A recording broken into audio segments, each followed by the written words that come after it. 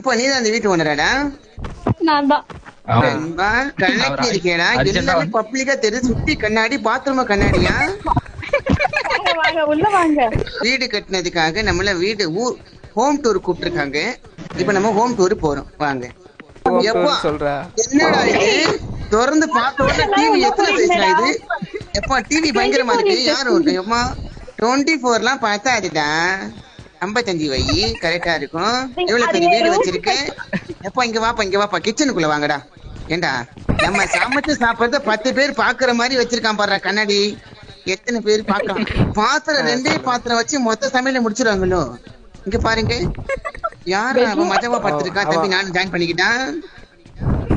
Dress கழட்டுங்கடா, இன்னைக்கு ஒரு போர்க்களம் தான்டா.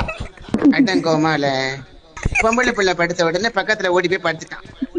இங்க பாடுற பாத்ரூம். இந்த பாத்ரூம் தான் எனக்கு பிடிச்ச பாத்ரூம். தரமான பாத்ரூம். அப்பா இதுல உட்கார சுகமே தனிதான். வாங்க நம்ம இப்போ மொட்டை மாடி பாப்போமா. யார் அந்த பியானோ? இங்க வாப்பா. ஏன் ரகுமானே ஒருத்தர் மிச்சிட்டா இருப்பா. இங்க வாப்பா. அடேங்கப்பா ராமே, பல தடவை சொல்லி இருக்கேன், இந்த மாதிரி ஊரம் விட்டு வீட்டுக்குள்ள தற்கூரி வேலை பார்க்காதடான். கோச்சிக்காதீங்க, நான் அவாய்ட் பண்ணிட்டு வேற இடத்துக்கு போயிடலாம். வாங்க, இதெல்லாம் பார்க்கணும் அவசியம் இல்லை.